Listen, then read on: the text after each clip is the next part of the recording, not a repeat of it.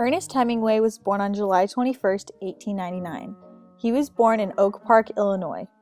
He used the pen name Ring Lardner Jr. after the writer of the Chicago Tribune for the newspaper. His parents were very well liked in their town, and his mother was a musician. She performed concerts and taught her children music and creativity. His father taught him the love of nature. Hemingway attended Oak Park and River Forest High School. He wrote for the school newspaper in high school that was called the Trapeze, and the yearbook called the Tabula, which was his influences for his writing. His writing style is very simple and to the point. After high school, he went straight to working at the Kansas City Star as a club reporter. 6 months after getting his job, he served in the ambulance corps in World War I because he wanted to become involved. Unfortunately, he was hit by an Austrian artillery on July 8, 1918. He left the service by December after serving 6 months.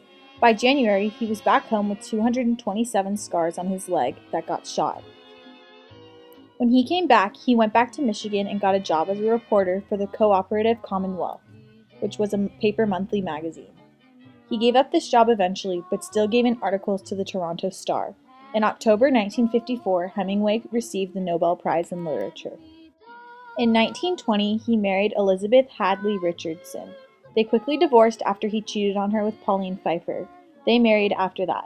This marriage eventually didn't work out yet again, so he married Mary Walsh in 1946. Hemingway was married 4 times.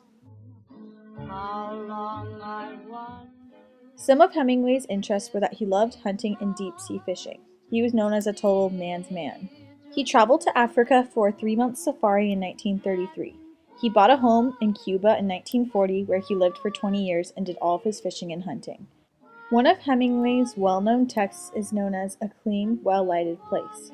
This story was first published in the Schneibers magazine in 1933 and also was included in his 1933 collection Winner Take Nothing.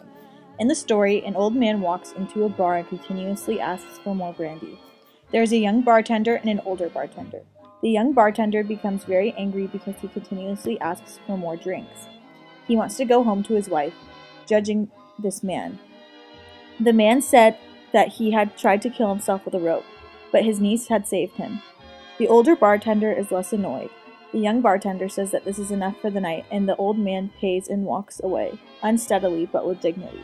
The older bartender sees himself as the man because he realizes that he is no longer in young vigor.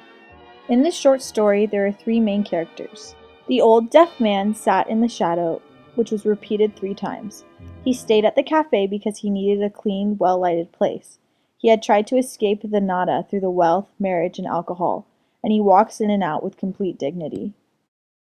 The young bartender is very selfish and hates working late. He is waiting for the man to leave and wants to get home and doesn't understand him or take the man into consideration. He is very self-absorbed. The old bartender almost in a way feels the man's pain, and he sees dignity in the man.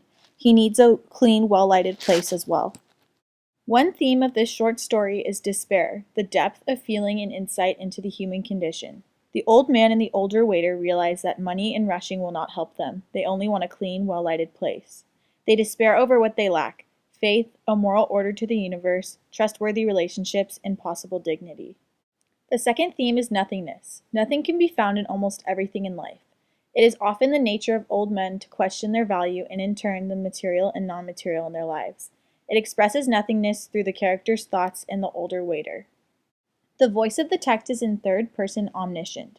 We get to see what is going on inside and outside of the characters' minds. We get a closer look to the mind of the older waiter.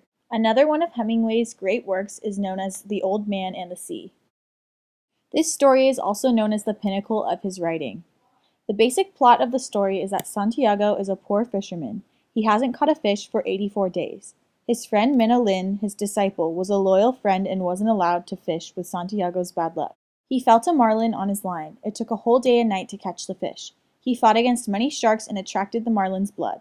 At the end, he arrives at the beach, bruised and tired with only a skeleton, but was still admired for catching the fish.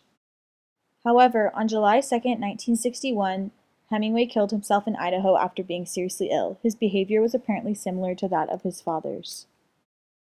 His father suffered from a genetic disease known as hemochromatosis, which is an iron disease that affects mentally. Ernest Hemingway is an important writer because his writing style and subject matter was fresh and novel. Other writings aren't as fresh and new today. Hemingway is still seen as one of the movers and shakers of his generation.